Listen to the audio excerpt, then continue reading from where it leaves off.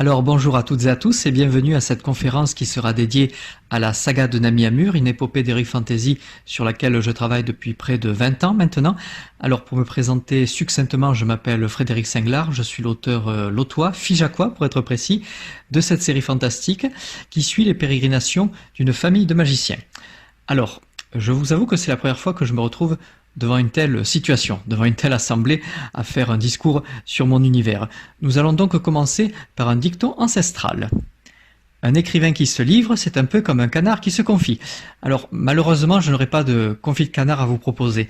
Cependant, vous pouvez tout à fait trouver à mon stand quelques bonbons et sucreries, donc vraiment, n'hésitez pas à venir me voir, c'est avec grand plaisir que je nourrirai votre petit gosier. Et puis, éventuellement, si vous voulez une petite dédicace, ce sera avec grand plaisir. Je vais donc commencer par vous parler de la genèse de la saga de Nami Amur, comment cette série de livres fantastiques est née. Alors tout a commencé au tout début des années 2000, où un ami m'a fait découvrir une trilogie cinématographique tout à fait légendaire, à savoir la trilogie du Seigneur des Anneaux de Peter Jackson.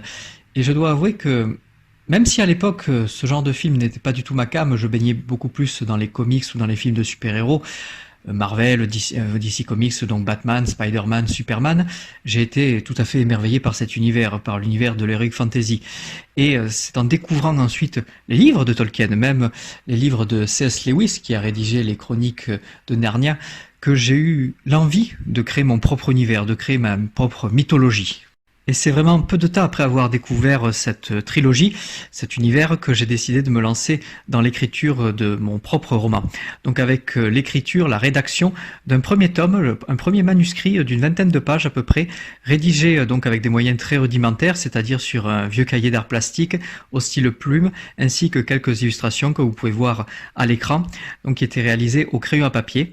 Donc cette histoire se ressemblait beaucoup au Seigneur des Anneaux, il faut le dire, mais avec les années, je l'ai remanié pour en faire quelque chose de plus personnel et je l'ai également étendu pour en faire une trilogie. Donc deux autres opus qui venaient compléter ce récit original. Mais je n'avais pas l'intention de le développer au-delà. Pour moi, c'était vraiment un amusement, je dirais, voilà, un petit passe-temps que j'avais envie de faire. J'avais envie d'explorer un tout autre univers et c'était l'objectif de cette trilogie. Toutefois, mon imagination n'a pas pu s'empêcher de se mettre en branle et c'est ainsi que j'ai eu envie de transposer cette trilogie littéraire sous le format de 3 longs métrages amateurs. Il faut dire qu'à cette époque, je n'avais pas d'acteur, je n'avais pas de moyens pour réaliser mes ambitions. J'ai donc utilisé les moyens du bord, c'est-à-dire que les personnages étaient retranscrits avec de vieilles figurines, celles que j'utilisais quand j'étais gamin, animées devant la caméra par un procédé d'animation image par image. Pour les décors, c'était essentiellement soit des décors naturels, c'est-à-dire que je profitais de mes vacances avec mes parents pour aller filmer par exemple les châteaux de la Loire et j'intégrais ces images dans le montage de mes films et ensuite pour tout le reste c'était beaucoup de décors en polystyrène donc que j'avais fait moi-même et que j'avais peint ou des décors en argile et tout ça était vraiment bricolé avec les moyens du bord. Je tournais essentiellement chez mes parents dans le Lot, également chez ma grand-mère paternelle. Il faut imaginer qu'à l'époque, donc après un succulent repas, un dimanche après-midi, à base de poulet et de pommes de terre, et bien, et avoir regardé naturellement le JT de Jean-Pierre Pernaut et ensuite un épisode évidemment de Walker Texas Ranger, et ben je filais vers le terrain derrière chez ma grand-mère et j'enregistrais donc des scènes pour ma trilogie. Le tournage s'est étendu pour ces films d'avril 2006 à mai 2007. J'ai pu obtenir ainsi 3 longs métrages qui constituaient une adaptation assez fidèle de mes 3 bouquins. Cependant, ça n'avait pas du tout vocation à être diffusé, à être publié. C'était encore une fois quelque chose que je faisais pour moi, une envie de développer cet univers sous un autre format. Et les années suivantes, je ne suis pas revenu vers cet univers. Pour moi, c'était quelque chose qui était clos. Toutefois, en 2012, eh bien, j'ai ressenti le besoin d'y revenir et cette trilogie est donc devenue une saga en 15 livres. Alors, j'espère ne pas avoir perdu trop de monde dans le public. Il faut savoir que ces 15 livres donc, sont des romans qui peuvent se lire tout à fait à la suite ou indépendamment les uns des autres. Ce sont des histoires qui racontent à chaque fois un début, un milieu et une fin. Mais bien entendu, il est préférable de commencer par le premier livre et ensuite de continuer la série, évidemment. Alors, pour réaliser cette tâche de grande ampleur, j'ai commencé par rédiger une chronologie détaillée, c'est-à-dire tout l'historique des personnages, avec l'historique politique, religieux, et pour moi c'était très important d'ancrer cet univers dans un certain réalisme. Ensuite, j'ai également créé 2 langues, donc le namiamurien ainsi qu'une autre langue. J'ai affiné mes cartes qui à la base étaient très brouillonnes, il n'y avait que des contours très flous, là j'ai vraiment pu explorer chaque sentier de mon univers, et c'est à partir de là, une fois que j'avais vraiment un socle solide, des fondations vraiment très solides, oui, que j'ai commencé la rédaction de cette saga en 15 livres et qui s'est étalée sur 10 ans maintenant. Et cela fait que quelques mois que j'ai terminé L'Héritier de Nami Amur, qui est le 15e et dernier tome de cette série. Et le premier tome de cette série s'intitule L'Inquisiteur de Nami Amur, qui a été publié en 2017 chez Edilivre, la Fnac et Amazon. Et c'est un récit qui raconte l'histoire d'un sorcier, le fameux Inquisiteur de Nami Amur, qui suite à une vision de l'avenir, une vision apocalyptique, où il va voir sa descendance sombrer dans un sombre destin, eh bien va décider de se retourner contre ceux qu'il défendait jusque-là. Ce personnage va devenir complètement fou en réalité. Et donc il va y avoir différentes alliances entre les différents peuples pour affronter cet ennemi commun. Ce récit est donc celui vraiment que je vous conseille pour commencer ma saga, et depuis la sortie de cet opus, donc depuis 2017, est sorti d'autres tomes, donc là on en est au tome 9 avec la sortie de la guerre des 5 mondes. Donc je le répète, c'est une saga dont on peut suivre chaque tome à la suite, il y a des connexions, il y a des liens, c'est même la même histoire, mais on peut tout à fait les lire, je pense, indépendamment, puisque vous allez retrouver à chaque fois des résumés, des cartes, des chronologies, des annexes qui vont vous donner toutes les clés nécessaires pour la bonne compréhension de cet univers. D'ailleurs, je vais en profiter, je vais vous passer une petite vidéo qui va vous présenter l'architecture donc de toute cette série, et vous allez voir les couvertures de tous mes ouvrages.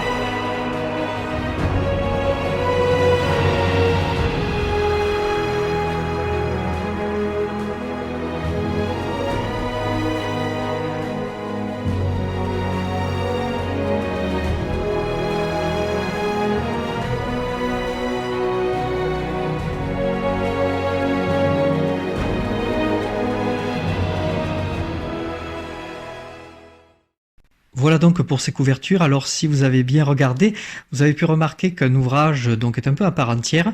Il s'agit donc du dernier livre intitulé L'Enfant des Sept Lunes, qui est un roman qui se déroule en fait bien avant la saga de Nami Amur. C'est une sorte de préquel. Pour ceux qui sont connaisseurs de Tolkien, cet ouvrage pourrait s'apparenter au Silmarillion, donc un ouvrage qui va explorer la genèse de ce monde, sa création, ainsi que la création des différentes espèces, des différents dieux.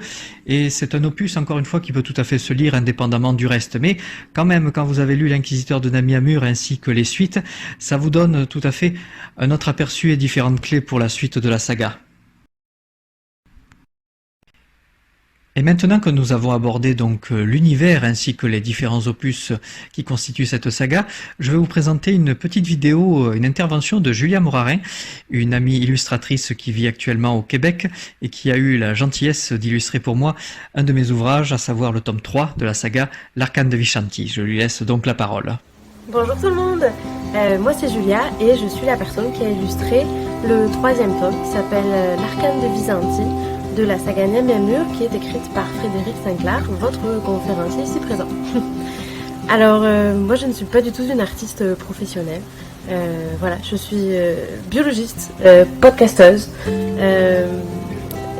Voilà, en fait, je travaille au Québec en tant que biologiste dans une université où j'illustre des espèces animales et végétales et où je vulgarise des résultats issus de la recherche scientifique, et le tout en collaboration avec des communautés autochtones. Donc voilà, le dessin fait quand même un petit peu partie de ma vie professionnelle, mais je ne me considère pas comme étant une artiste à temps plein professionnelle, loin de là. Mais voilà, je dessine un petit peu dans ma vie privée. Et c'est pour ça qu'il y a 4 ans, Fred m'a proposé d'illustrer le tome 3 de la saga de Nyam-Nyam-Mur. Et j'ai dit, ben oui, bien évidemment, c'est une superbe expérience, c'est sûr que je vais faire ça. Et donc, il y a quelques semaines, quand Fred m'a proposé de faire cette petite vidéo pour la conférence, je me suis dit, tiens, je vais aller regarder qu'est-ce que j'avais fait comme illustration à l'époque. Et waouh, waouh, ça fait bizarre de se revoir 4 ans en arrière, de voir le travail que je faisais, la façon que j'avais de dessiner. Et donc tout ça a bien changé puisque les illustrations que vous pouvez voir dans le livre, en fait, c'est de l'aquarelle fait main sur du papier dessin. Alors qu'aujourd'hui, je travaille sur du numérique. Voilà, je fais des dessins à l'aide d'une tablette digitale sur Photoshop. Et je travaille toujours des techniques d'aquarelle, mais sur du digital. Et donc, je me suis dit que ce serait intéressant de me reprêter à l'exercice et de réimaginer en fait des personnages que Fred m'avait demandé d'illustrer à l'époque. Donc, je vous les mets là, paf. Voilà, je vous mets un petit avant-après pour que vous voyez l'évolution de tout ça. C'est un petit cadeau en plus, voilà, hop hop hop, c'est gratuit. Et voilà.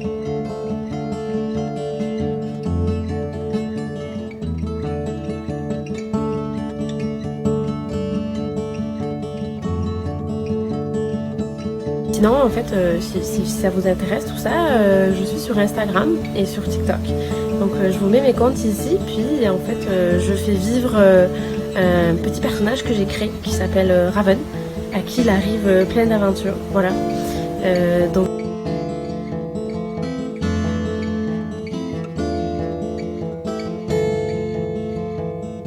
ça. Sinon, je ne peux que vous encourager à lire les livres de Fred que j'ai juste ici. Hop, les 3 premiers tomes sont ici. Et parce que vraiment, honnêtement, moi, quand j'ai commencé, paf, je me suis plongée dedans, puis j'ai lu les 3 d'un coup, quoi. Je pense qu'en quelques semaines, j'avais lu les 3 tomes, donc hyper intéressant, voilà. On peut féliciter Fred pour ce travail, puis je ne peux que vous encourager à les lire. Donc, je vous souhaite à tout le monde une belle journée, puis surtout un bon Toulouse Game Show. Bye tout le monde! Voilà donc pour cette intervention de Julia. Donc après les romans et les illustrations, je vais vous parler d'un court-métrage qui s'intitule Anne-Phasar, qui est un film dont l'action se déroule chronologiquement 489 ans avant les événements de mon premier tome, L'Inquisiteur de Nyam-Nyam-Mur, et qui surtout va explorer les origines d'une communauté monastique dont on entend régulièrement parler tout au fil de mes romans. Alors, dans le style, dans la continuité même, je dirais, de mes précédents travaux, de mes précédents films, j'ai dû composer avec des moyens vraiment très faibles. C'est-à-dire que, voilà, à la place des figurines de mon enfance, eh bien, j'ai pu recourir, débaucher quelques amis pour tourner ce court-métrage. Et pour tourner ce film, nous n'avions non plus pas de caméra, donc on a utilisé mon téléphone portable dont la qualité d'image, il faut le dire, était tout à fait modeste. Ensuite, pour les décors, on est allé filmer un peu partout en Occitanie, on est allé en Aveyron, dans le Lot, on est allé au Lac d'Eau aussi, à la Couvertoirade, à Pérus-le-Roc, à Figeac, à Cambes, enfin, à différents endroits, et on a utilisé ces environnements pour ensuite les étendre numériquement. Donc on a utilisé des effets spéciaux, encore une fois, très rudimentaires avec un logiciel bas de gamme trouvé sur Internet. Et pour les costumes, ensuite, on les a soit récupérés sur Internet ou alors dans une petite boutique qui est du côté du Auchan de Balma, pour ceux qui connaissent. Et je vous ai préparé une petite bande-annonce. Alors je vous demanderai d'être indulgent. Voilà, il faut se rappeler dans quelles conditions a été tourné ce court-métrage. Donc avec des moyens vraiment très rudimentaires, comme je le répète, et aussi dans un contexte assez délicat qui était le contexte du Covid. Le tournage devait s'étendre sur quelques semaines et finalement, à cause de la crise sanitaire, il a duré un peu plus de 6 mois. C'est un court-métrage qui dure 45 minutes environ. Et je vous laisse découvrir ces quelques images.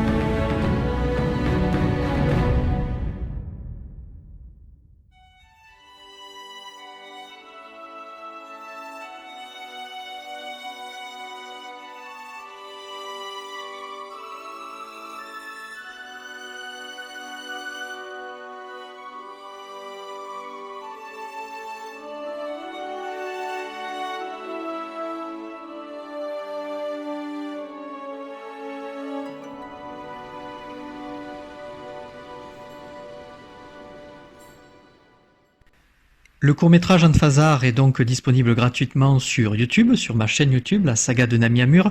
Et à l'avenir, donc en 2023, sortira une version longue de ce film qui va réintégrer certaines scènes coupées de la première version et également intégrer des scènes que nous allons tourner dans les prochains mois avec d'autres moyens, notamment un vrai drone qui nous permettra de faire des plans beaucoup plus épiques et aériens. Et à plus long terme, donc dans la continuité de ce que je vous disais tout à l'heure, donc d'abord une trilogie de films réalisés avec des figurines, ensuite là un film amateur mais quand même avec des moyens plus conséquents, et bien la finalité de tout ceci ce serait de réaliser un vrai long métrage avec de vrais moyens. Je réfléchis aussi au format de la série qui serait peut-être adapté pour donc cette saga, la saga de Nami Amur. Donc voilà, c'est quelque chose que je nourris dans mon esprit et qui est vraiment une de mes plus grandes ambitions, c'est de proposer une transposition beaucoup plus épique et beaucoup plus travaillée de cet univers. Maintenant, je vais aborder avec vous un tout autre support, à savoir les livres audio qui ont été développés à partir de la saga de Nami Amur à travers deux livres audio, disponibles eux aussi gratuitement sur YouTube. Le premier intitulé L'Ordalie de Samenyu et le deuxième, le Sanctuaire de Ratar. Donc ces histoires se déroulent elles aussi chronologiquement avant la saga de Nami Amur et peuvent tout à fait s'écouter indépendamment du reste. Ce sont des récits assez courts, d'une quinzaine de minutes environ, et qui vont plutôt explorer l'univers, le monde des antagonistes, des personnages qui sont de premier plan, bien sûr, dans mes romans, mais via ce format, j'ai pu les étoffer davantage. Donc il y a deux livres audio et un troisième est prévu, je pense, dans le courant de l'année ou de l'année prochaine. Donc tout ceci constituera une trilogie. Je les ai d'ailleurs enregistrés avec une bande de potes dont un est parmi nous, monsieur Kevin Cerdan. Et donc voilà, là encore c'est un support qui me permettait d'explorer davantage mon univers.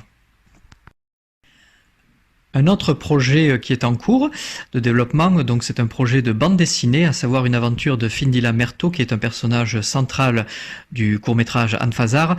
Et l'idée, ce serait de faire, en collaboration avec Julia Mouraren, donc on en a parlé d'ailleurs récemment, de composer une bande dessinée qui raconterait les origines de ce personnage ainsi que ses aventures. Donc probablement une BD d'une vingtaine de pages à peu près. Il n'y a pas encore de scénario décrit, mais c'est quelque chose auquel je pense fortement puisque quand j'étais gamin, j'ai commencé par le dessin tout simplement avant de me lancer dans l'écriture et de me lancer aussi dans les films.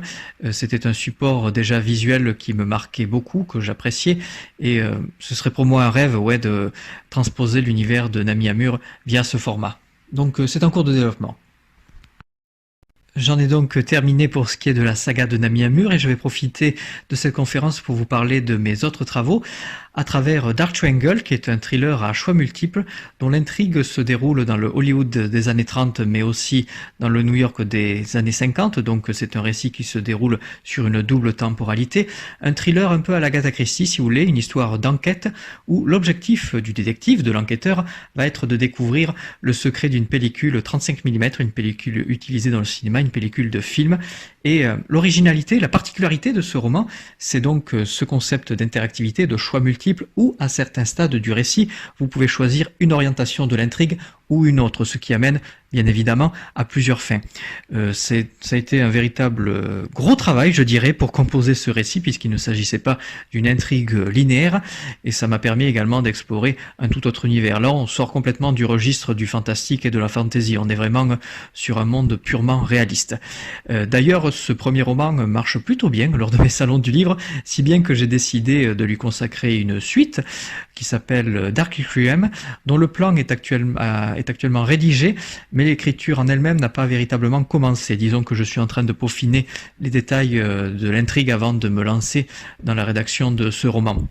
Après, je parle d'une suite, c'est plutôt quelque chose qui va se dérouler dans le même univers, mais pas à la même époque. Là, ce second roman, se déroulera plutôt dans les années 1870, et là où le premier opus explore le monde de l'industrie cinématographique des années 30, donc de cette époque, le Hollywood des années 30, là, on sera plutôt sur le registre de la musique classique. Et je suis tout à fait impatient, je vous avoue, de me lancer dans cette rédaction. Ça promet d'être quelque chose, je l'espère, d'original.